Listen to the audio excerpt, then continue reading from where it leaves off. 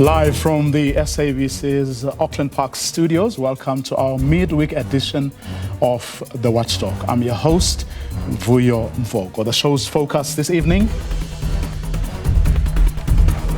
What would you personally change? What would you like to change at the SABC? Let's change the legislative framework, and I think the SABC will then be able to get itself resuscitated there.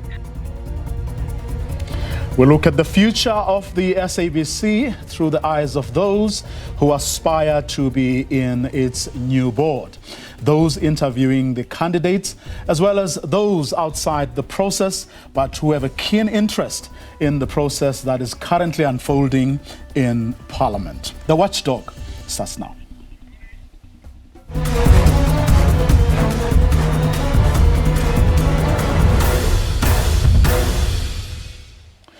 For 2 days now, a parliamentary subcommittee established to recommend interview candidates for the National Public Broadcasters Board has been hard at work. Still a long way ahead, though. Out of a shortlist of 37, the committee has so far interviewed less than a third of those people. There are 12 vacancies up for grabs.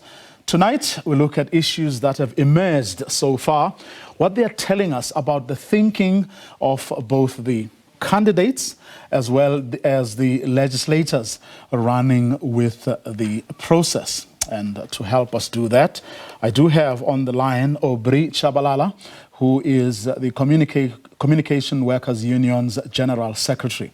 We also have William Bird from Media Monitoring Africa. And we also have Professor Justine Limpet-Law from the SOS Coalition. Good evening to both of you, and thank you very much for your time. Good evening. Good evening Thanks for having us. Great.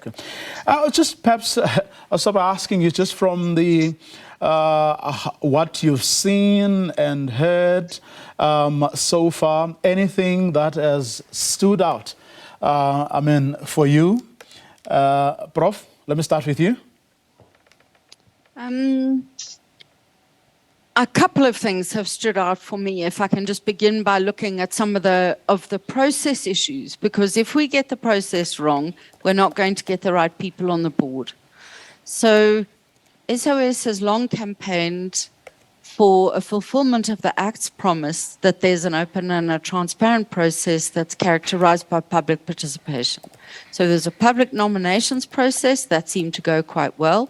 But then when we had a look at how the committee was dealing with the shortlisting, it seemed to me that things were going badly awry. The shortlisting really was done on the basis of who made it onto people's lists. It wasn't done on any real discussion even then of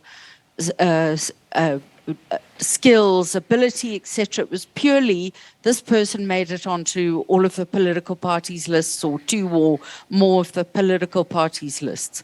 Much more worrying, the shortlist came out on Friday, just this last Friday. The public is then invited to give comments on that by the 22nd of this month, when the interviews will have already been long finished. So for those of us that wanted to make submissions before the interview started to help sort of narrow the points or of debate and discussion and to highlight certain issues that Parliament needed to be aware of, we were given precisely one day, Monday, one working day, Monday, in which to participate.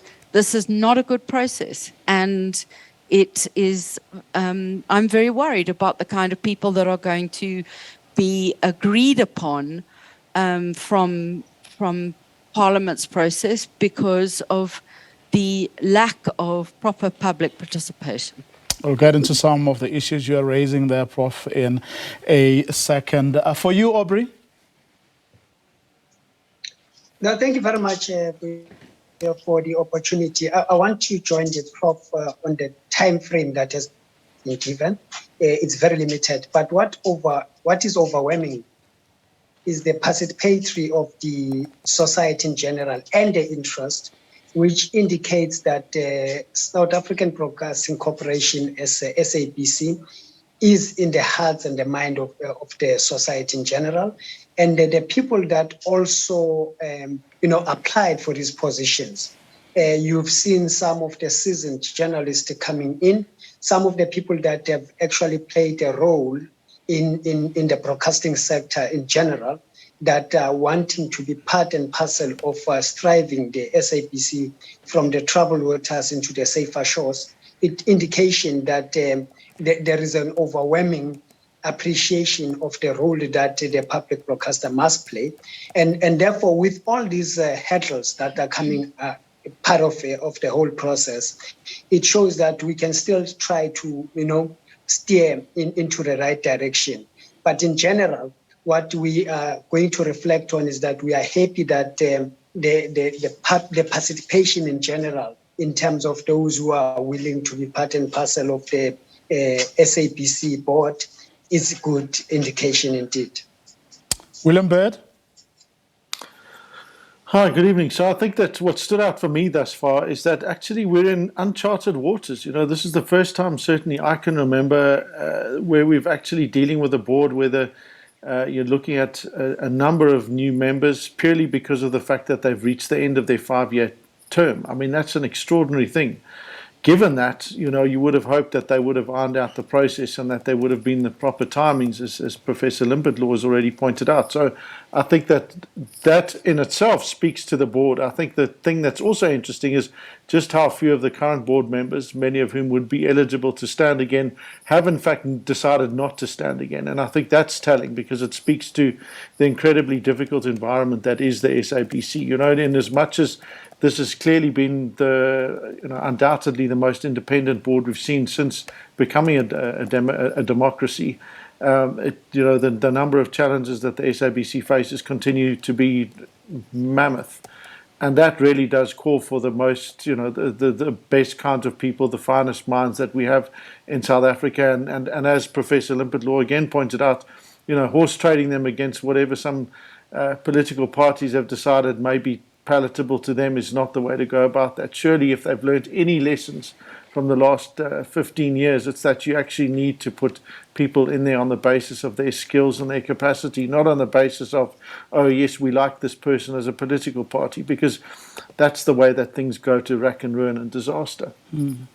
Prof, Public Interest South Africa wrote to Parliament asking that, for example, the current Deputy Chairperson, Mamdupi Mohlala Mlaudzi, be removed from the shortlist. Why was that important for you? Just to clarify, the organization that did that was the SOS, Save Our Public Broadcasting yes. Coalition. No problem. Just for your audience so that they know who did this. So the problem with Ms.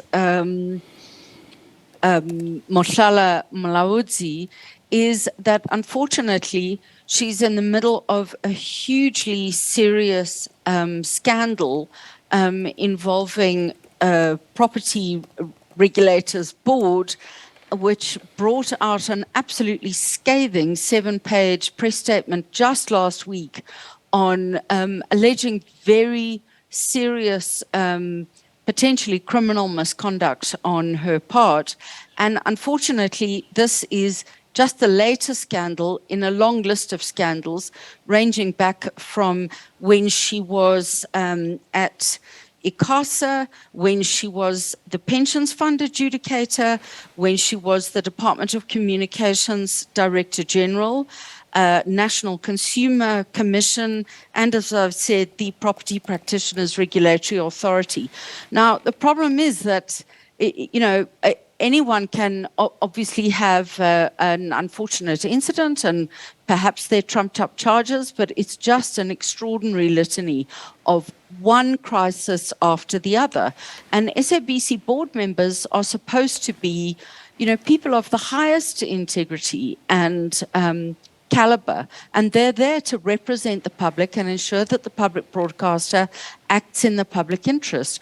And it's just extraordinary to us that the very week that this extraordinary 7-page press statement is released by this body against its suspended CEO, that the committee sees fit to shortlist her. There are very real problems there, and it's not a once-off. And we thought that this needed to be pointed out to the committee. Were there other people as the SOS coalition that you were also unhappy about or had doubts and reservations about? Yes, they are. I'll just briefly go through them because I think it's important for the public to understand what we are concerned about. The other person is another existing SABC board member who has put his name forward. That's Mr. Kgalema Mohuba. And the problem with Mr. Mohuba is that he has been fired from the university where he was the spokesperson. That's the University of Limpopo. They said that he has lied about his PhD, which in fact they allege that he had 2 Zimbabweans write for him and that it was not his own work, and they refused to award him the PhD, and he was removed from his position. Now, in that case, Mr. Mohuba went to court to defend himself and took the University of Limpopo to court, but unfortunately he lost, and there's a judgment to that effect. Now, again, on the basis that we actually have a court judgment, it just seems extraordinary to me that Parliament would shortlist such a person. Well, of course, I mean, yeah, and we must point out that both of them got an opportunity, opportunities to have their say or to respond to the concerns that the SOS coalition raised, and of course, Parliament saw it fit proper to continue with the interviews. How important, William, is the issue of the credibility of the SABC board? Well, I think the last 15 years have showed us that when you have a board that has got very little credibility, always the positions there are occupied by crooks or lowlifes or general degenerates, as we've seen far too many of them, it undermines the credibility of the institution. And as we saw under COVID, when you have a major crisis and a pandemic, people need to go somewhere where they can get reliable, accurate, credible information. It's a national service. It's the kind of thing that says this is where you can get things that you can actually rely on and make informed decisions on that can impact life or death decisions. So it's something that on a fairly direct level is absolutely critical for a democratic state. So when you then say that the top entity that oversees this particular body, the SABC, if that lacks credibility, it necessarily undermines the credibility of everything else there. We saw, for example, in the years before this current board, just how incredibly damaging it was and how the news at the SABC went to hell precisely because the board credibility was non-existent. It was staffed by a complete lunatic and someone who was clearly out for their own political agenda, and we saw the damage that did, and it's taken this board and the staff there, years to try and get that to turn around, and they're still trying to recover from that, epic series of failures. So the credibility of the board really is fundamental to any public broadcaster wherever you are in the world. I mean, with the history of people like Professor Maguva in mind, the caliber of people who make it to this new board cannot be overemphasized, Aubrey.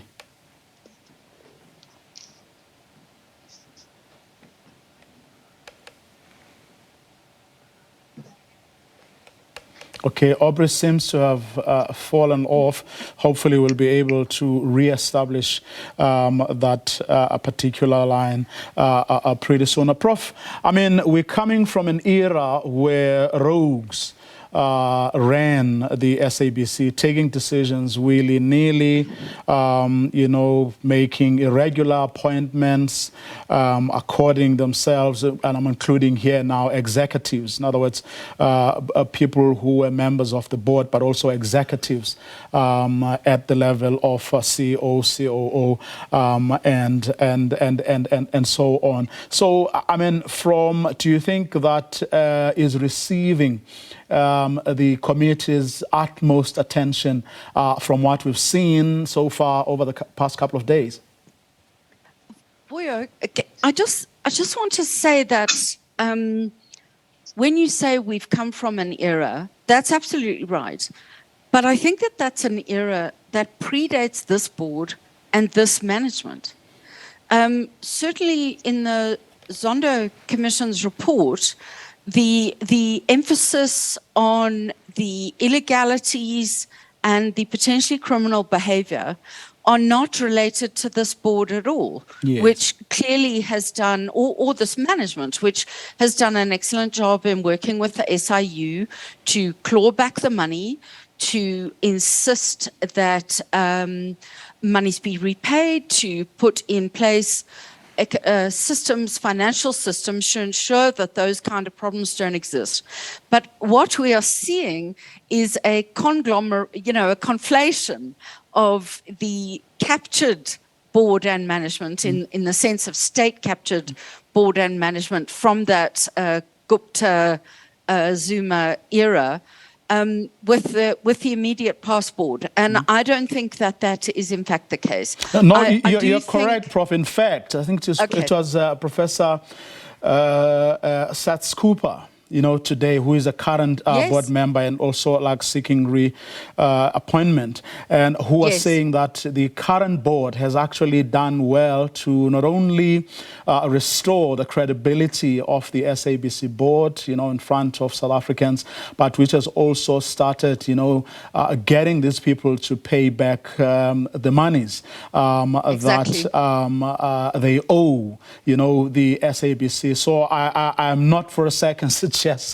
that, the current board, but I'm saying there is that history, there is that baggage which they inherited. I mean, those things, are still fresh, actually, in the minds of many South Africans. I don't know if you've seen the memes, if you've seen what people have been talking about, the posts that I've seen on social media. People, as soon as we started talking about, this process, people started going back, to Professor Makuves, to Claude Mutswenengs, and those people, because that is what, is still, in people's minds. That's the history.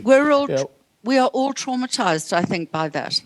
And I think it's going to take a continuation of the kind of, certainly in our view, much better management, both at the executive management level and at the board level.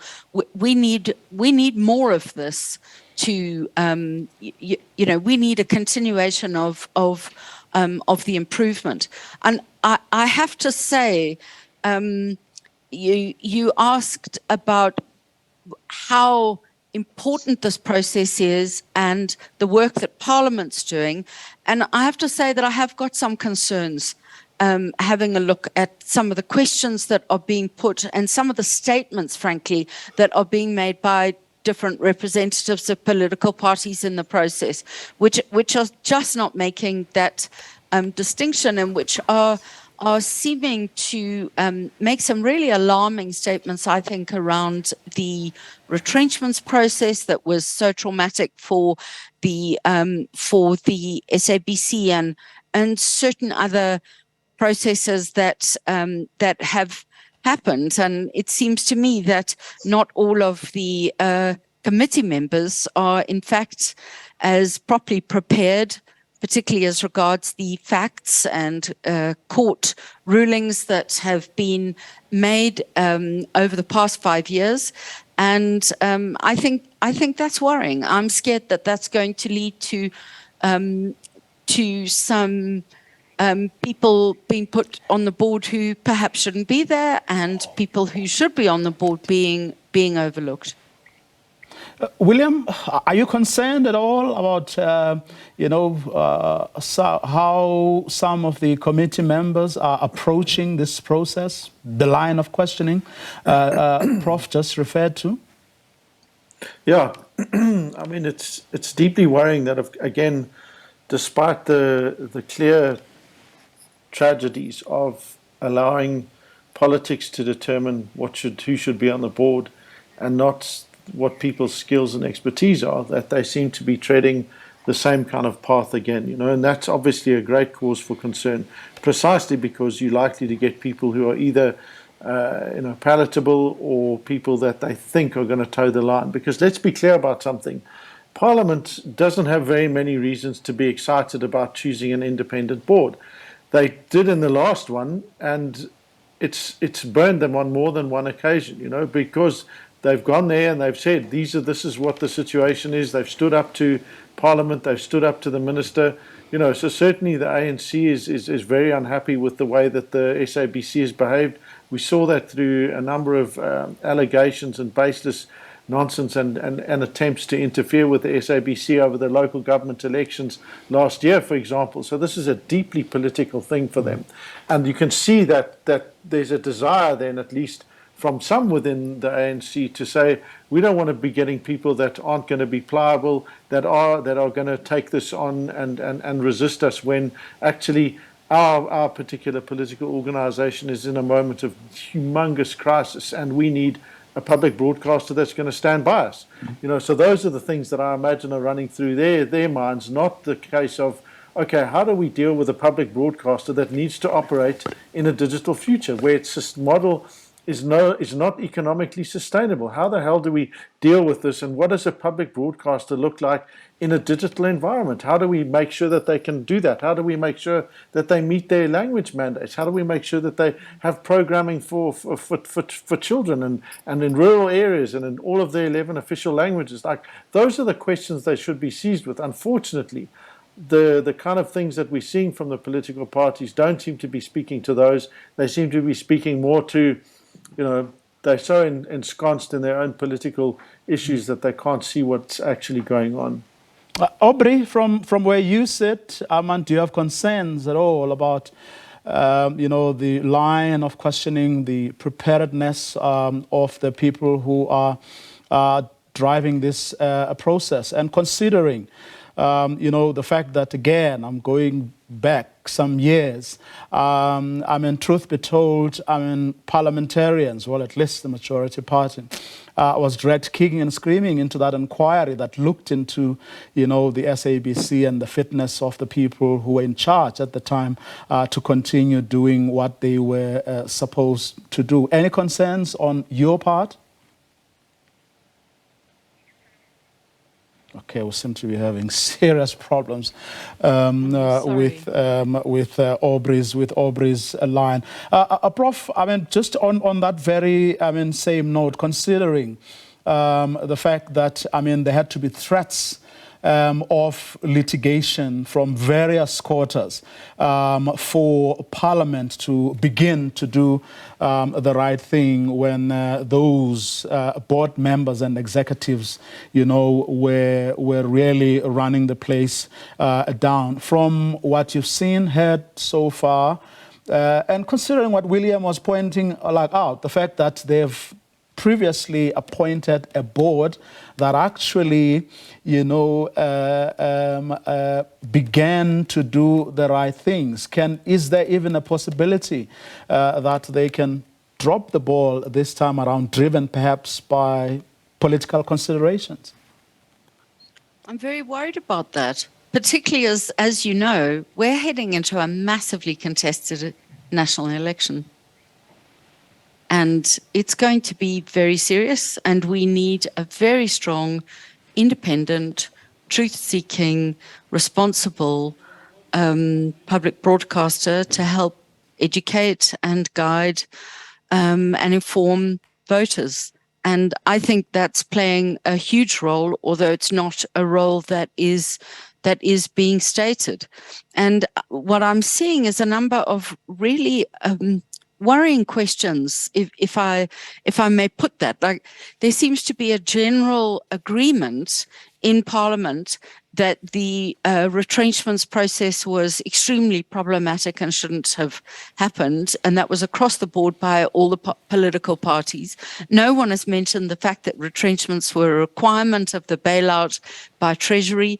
No one has mentioned the fact that the number of people actually retrenched was much, much lower than originally envisaged, and that it followed a skills audit which showed that over 1,000 employees were occupied positions that either expertise or qualifications didn't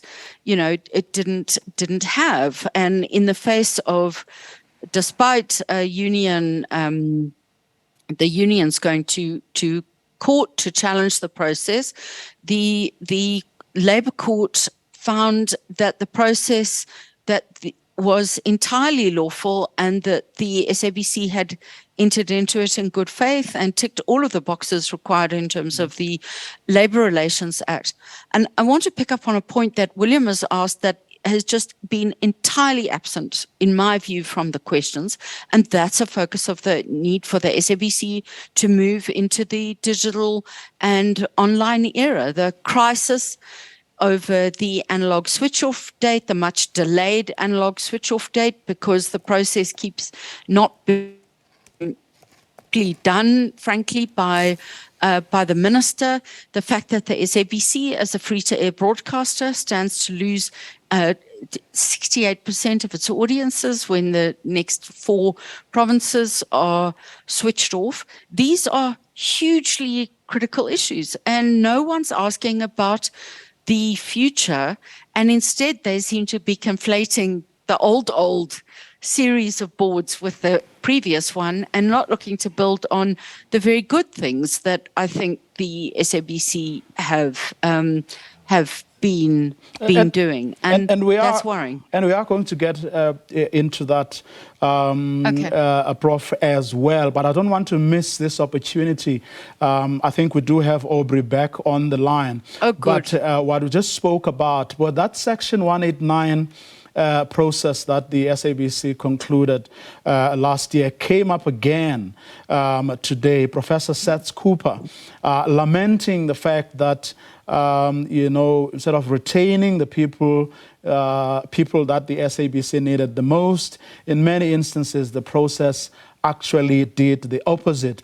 But it was also interesting when another current board member, David Mayamela, actually defended the decision yesterday, saying that it came with a lot of positives. And what has happened since, because other people point out that you have like more than 600 staffers were retrenched last year.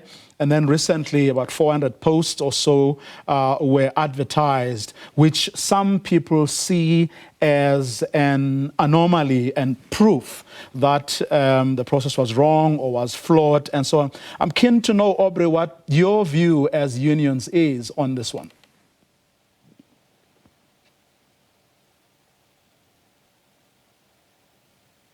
Okay. Yep. No. Aubrey's line is... Can you hear me now? Aubrey, yeah, we can hear you. Yes, thank you very much. I think I've missed part of the discussion because of my technicalities here. Yes. However, one wants to make emphasis that we start by saying that this board has stabilized, this board has been independent, and we have to ask questions. Independent from what? Why I'm saying that precisely is because we have made complaints that, amongst other things, that the board was acting more as an executive, was frequently at SABC, and therefore you can't say that there was an independence. There was a frequent engagement as if the board is running the SABC as executive, not doing its fiduciary duty. But 2, we also have issues around it. You'll remember there was the security tender that was questioned. We have a series of tenders that were asked from the Treasury to deviation, and the over and above, APC have not steered out of its troubles in terms of finances. So that's the first point. The second point is that when it comes to Section 189, I hear the professor say the court rules that the process were lawful and so forth. That's standard. I mean, what you look in terms of the process itself, it requires 4 meetings, a due notice. That's basic, but it does not go into the why the retrenchments are necessary in the first place. And I'll go into direct to that question. You will remember that there was an issue of skills audit, which was not fulfilled. As a result, that's why SABC came back to re-advertise posts of about 500 people, whilst they've returned 600 in not so long ago. So that shows you that there's no decisive leadership and proper plans in place to run the SABC properly. And we have to go to the question of digitalization again and say, how far have we gone? Have we generated revenue in terms of those platforms or the OTT platform in terms of generating revenue? We have not done that. So we cannot stand up as Labour and clap hands on things that are not progressive in terms of where the SABC is. And the mistake that we'll be doing as South Africans is that all the time on our current failures, we then look at the previous board and the previous administration and then start to throw stones there and blame the previous administration, whilst there's clearly no progress in terms of what is happening now. We are still stuck in the question of skills audit. We are still stuck on the number of other developments in as far as SABC that could have improved in the revenue streams and all of those, even including the talks about selling the components of SABC that are basically creating profit, the radio metro and so forth, slaughtering the only goose that lays the golden egg. So to us that as a Labour are a major challenge. Could it be, I can't resist this, that as William pointed out earlier, Aubrey, that so many current board members are not standing again? Could that be the reason, or perhaps an acknowledgement that there were things that they simply couldn't do, and then some maybe think, well, let's give someone else or other people a chance? Absolutely. It will be a tragedy if they were all standing and coming back. I mean, we have not moved an inch. That's why in my introduction I said that at least we have seen some of the people that have been in the broadcasting space, seasoned journalists who can really, who knows the industry. But also to say that this board goes out and with stability. I mean, we have looked how badly the issue of parties have been handled. And many other exodus of senior journalists at SABC have been handled. One of the things that we're crying out most during the time of Hlaudi was, amongst others, the question of interference.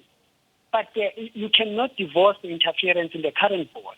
So these are the things that we need to sharply raise if we are to say we need a SABC that is independent. We need a public broadcaster that will be impartial.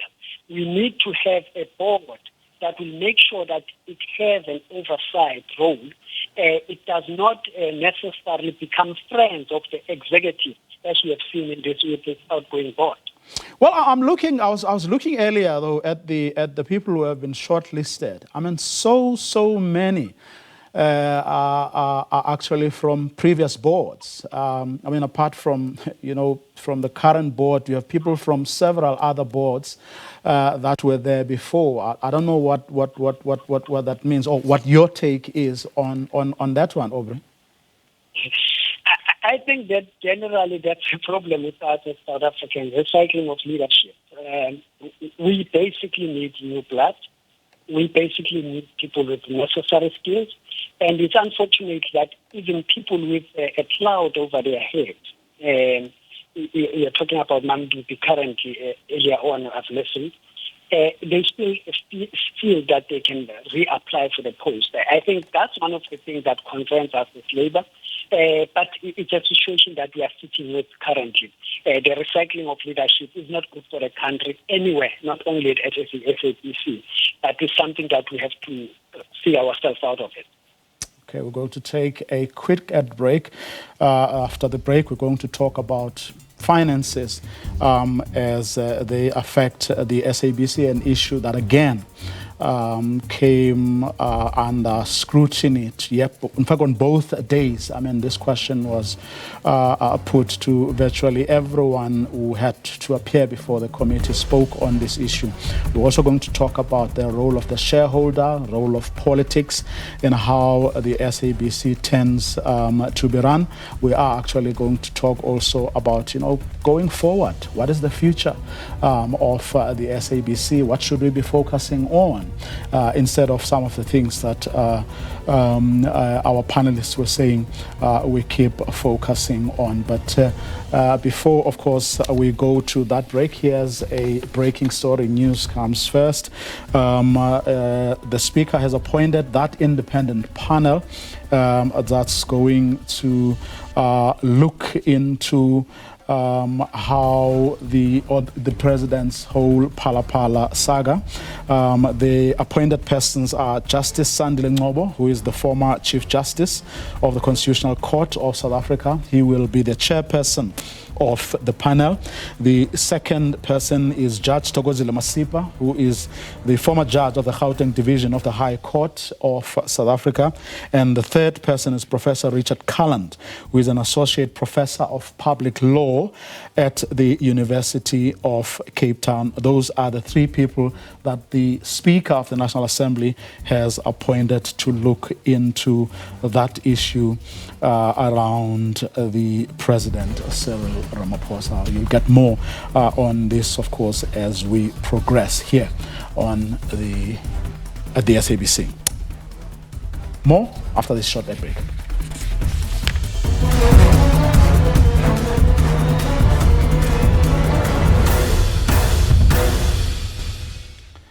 Welcome back. If you've just joined us, we're looking at the future of the SABC through the eyes of those who aspire to be in the new board. These are candidates who are currently being interviewed by a parliamentary subcommittee. We're also looking at the views of those who are interviewing the candidates, just to have a sense of what is foremost in the minds of the legislators who have been given this task of recommending a new board for the SABC. But we're also hearing from those who are outside the process, so to speak, but who have a keen interest in how this process unfolds. And those are the people who are my guests or my panelists for this evening. Before we continue, panel, let me go back to that breaking story. The Speaker has appointed the independent panel on a motion tabled in the National Assembly in accordance with Section 89 of the Constitution. The Speaker of the National Assembly, Ms. Nosiviwe Mapisa-Nqakula, has applied her mind to the 17 nominees that were recommended by political parties represented in the National Assembly for appointment to the independent panel, conduct a preliminary assessment of a motion tabled in accordance with Section 89 of the Constitution. The Speaker has appointed the three people, and they are Judge Sandile Ngcobo, former Chief Justice, and Judge Thokozile Masipa, former judge of the Gauteng Division of the High Court, and Professor Richard Calland, who is an associate professor of public law at the University of Cape Town. More on this in our bulletins and programs. Let's continue, panel, from where we left off. The issue of the public broadcasters' finances has been a big part of the interviews up until this point. Virtually everyone being asked to sort of state their views about how they would turn things around. And it would seem that everyone's target is that the corporations should be able to, break even sooner rather than later, certainly from the comments that many people made. And as far as I can recall, this has been the target of previous board without a great deal of success. Prof? Yes, I think I have to say, I think that the last time that any kind of profit was made, it always gets plowed back into its operations, but when there was a positive balance sheet was under the leadership of the late Peter Matlare, which was nearly decades ago now. This is clearly the single biggest issue facing the public broadcaster. It has an enormous mandate, 11 official languages plus sign language. It's got very stringent license conditions around programming of expensive programming, news, documentaries, drama, children's, etc. And yet, as a public broadcaster, direct state funding is less than 2% or about 2% of its budget.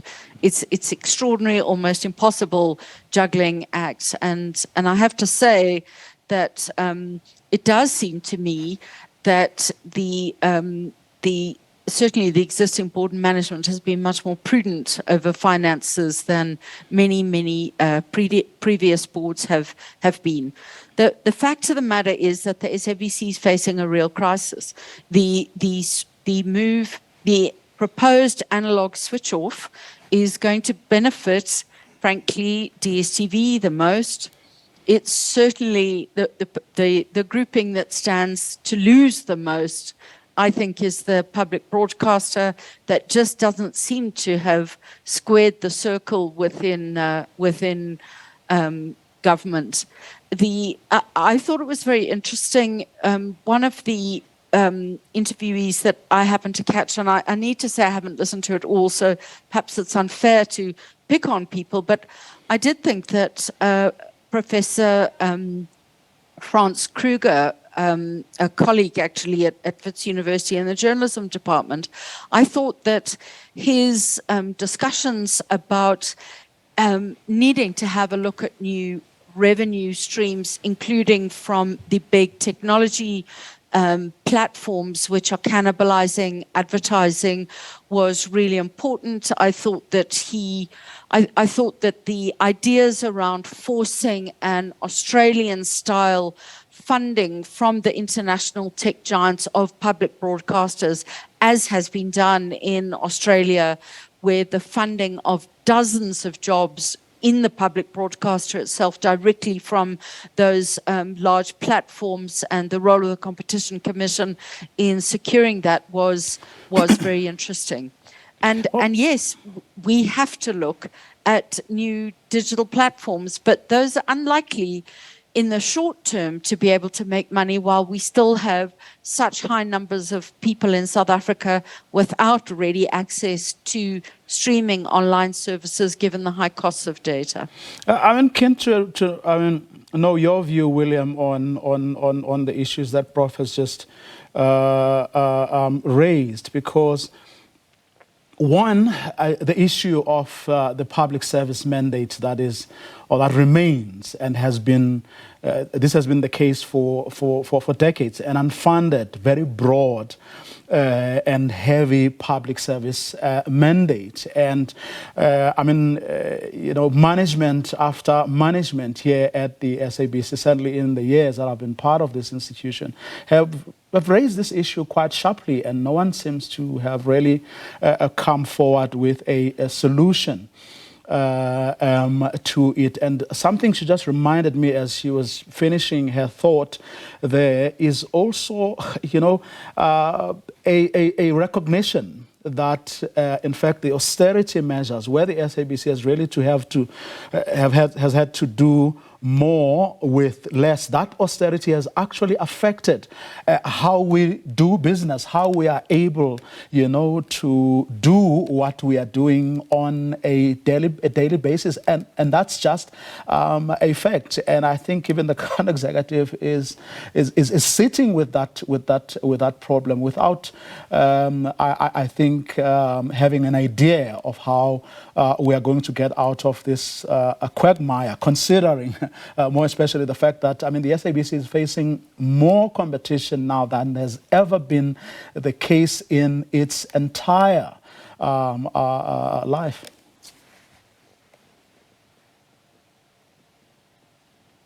William, please unmute.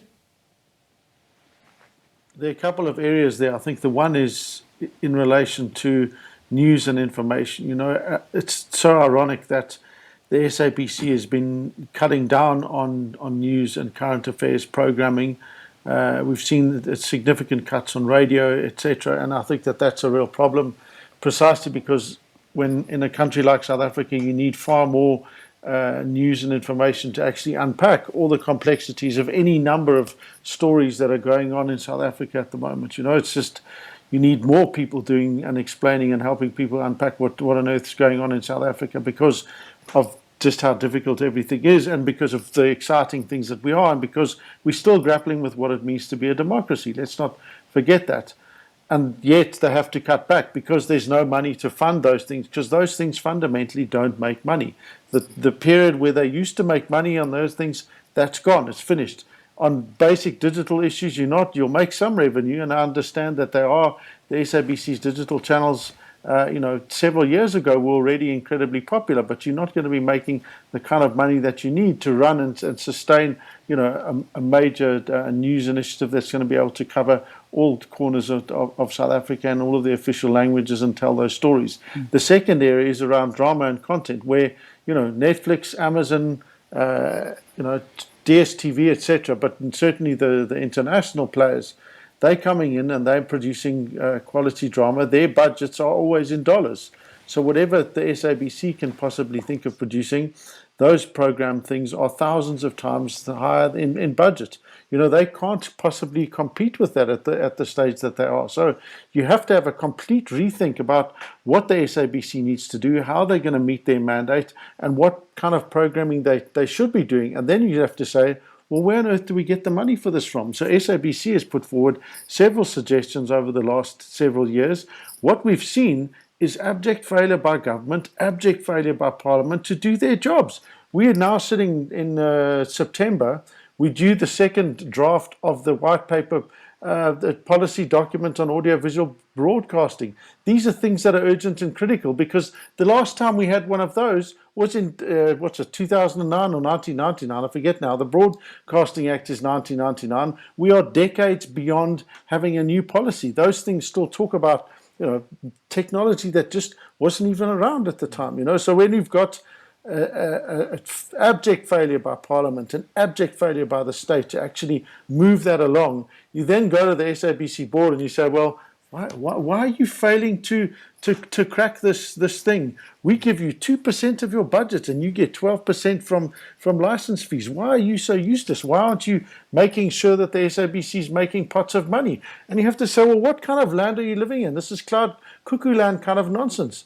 We have to say, government, Parliament, you need to do your job. You need to be asking government when they come there, excuse us, but where is this white paper? Why is it so delayed? Why have we not had it open for public review? What are the options for solving government? What are the urgent things that we can do that we could have done a year ago that now would have allowed the SABC to be in a better place financially? Instead of which we go to this thing of, oh, well, now we'll have to give them another bailout. And then, of course, there's all sorts of conditions, etc., that come with that, and there's big political fights that come with that. If you remember, the last time the board and the minister clashed swords, the threat from the minister was to say we're actually going to withdraw that bailout money that they had, or that loan money that they had promised the SABC. So the thing is beyond that, we have to ask those big questions. Well, in fact, tonight we have to end the show earlier than usual, precisely because we have a commercial commitment we really have to honor. But let me end it with you, Aubrey,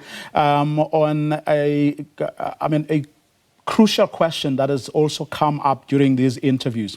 And this is the role of the shareholder. Euphemistic reference, I suppose, to the government. It's another bone of contention, and I want you in your answer to couple it with what we saw, after the last election, when the ANC came out and said, among the reasons, they didn't do well in the election was because the national public broadcaster decampaigned them. Just your thoughts on that. Well, we must not lose focus that the millions of South Africans, particularly those who are downtrodden and in the outskirts of the country, rely on SABC for the news content and the information and education. So all political parties, I think, they will complain about SABC. I think that's the first point.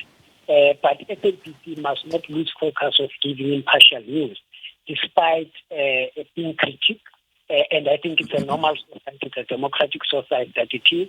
But I want to point the issue of funding of SABC again.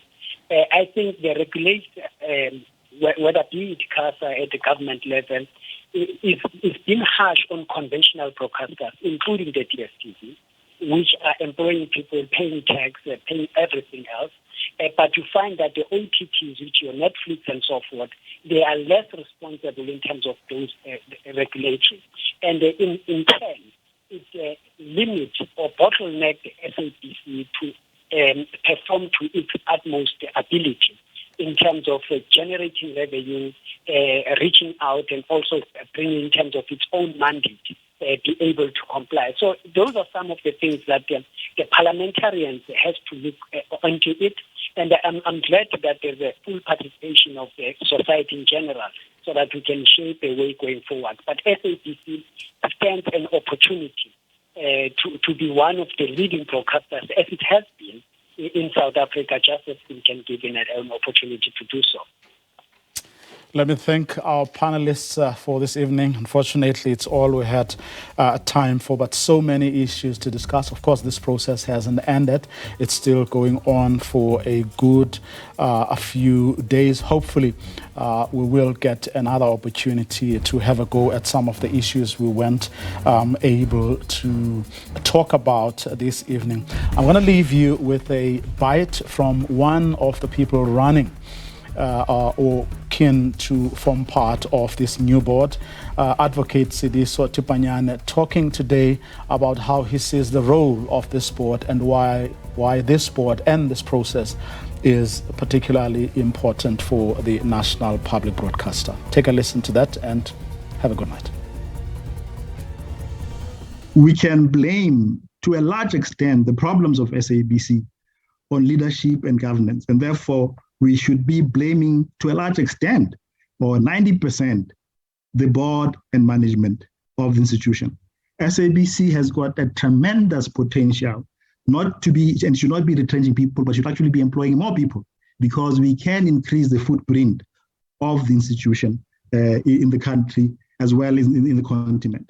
And therefore, the new board really has to look at the reports of the Auditor General, the reports of Zondo Commission, and see what needs to be done to restore the SABC and actually put it at the highest level it could be. We should be one of the top 10 leading media houses in the world.